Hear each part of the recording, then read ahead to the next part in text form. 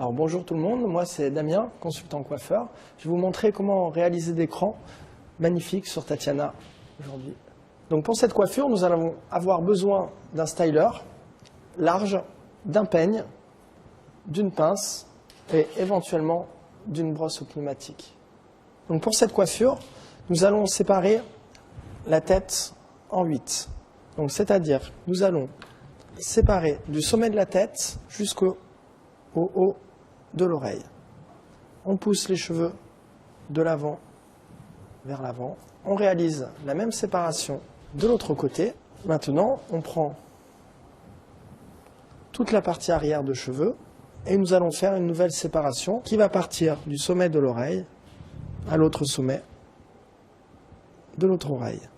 Vous avez la possibilité de le faire avec le peigne, si vous le faites à une amie, mais si vous le faites vous-même, vous avez la possibilité également de le faire juste avec les doigts. C'est un petit peu moins précis, mais ça marche quand même. Une fois que j'ai réalisé cette séparation, je prends tous les cheveux et je les ramène sur le dessus et je mets ma petite pince. Voici. Maintenant, je sépare en deux ma tête pour prendre ma première séparation. Je m'équipe de mon styler et je vais passer la mèche à l'intérieur. Le but avec notre main droite, c'est de venir tapoter avec le styler. Le but de notre main gauche va être de faire remonter la mèche à l'intérieur du styler en allant de gauche et ensuite à droite. C'est ce qui va créer notre très joli cran. Je passe le styler sur la mèche, je tapote avec ma main droite et avec ma main gauche, je viens de gauche à droite. Le but étant de toujours être régulier avec sa main droite. Alors pourquoi est-ce que l'on tapote? Le fait de tapoter va permettre à l'humidité que l'on a dans le cheveu de s'évacuer. On le voit, la fumée s'évapore une fois qu'on ouvre le styler. Une fois qu'on a réalisé notre première séparation, on peut passer à la suivante. Donc on peut remarquer ce système d'ondulation. Ensuite, je viens retirer ma pince.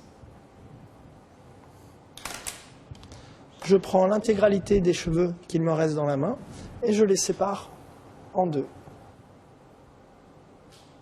J'isole la partie droite à l'aide d'une pince et je viens travailler la partie gauche. Et là on répète l'opération. Donc petite astuce, plus vous allez laisser les cheveux à l'intérieur de la plaque, plus le résultat sera serré. Plus vous allez descendre comme ceci en même temps que vous réalisez les crans, plus le cran va être large. Petite astuce, quand on a les pointes qui sont légèrement raides, il nous suffit d'utiliser la même technique que pour la boucle anglaise, c'est-à-dire mettre le styler à l'intérieur, tourner et tirer. Ce qui va enlever le côté raide et apporter une légère ondulation sur les pointes. De la même façon que sur le côté gauche, pour la partie droite, nous allons séparer la partie du dessus, juste sur l'arrondi de la tête, de façon horizontale. Et l'on vient mettre une petite pince. Au niveau des oreilles, pensez à écarter un petit peu le styler pour ne pas se brûler l'oreille et à ne pas faire en sorte que quand la mèche retombe, elle vous chauffe trop l'oreille. On peut voir maintenant toutes les séparations que l'on a pu faire sur les côtés, sur les parties arrière. Si on regarde tout de suite, si on ne les brosse pas, le résultat n'est pas très naturel.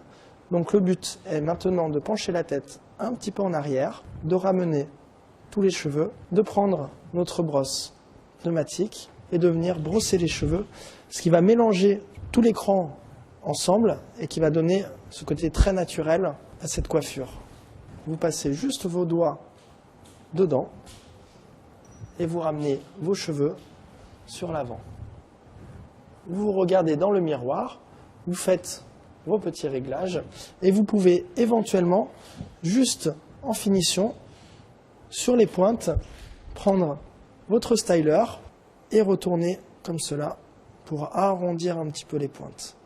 Donc voici cette très jolie coiffure crantée que l'on a réalisée sur Tatiana.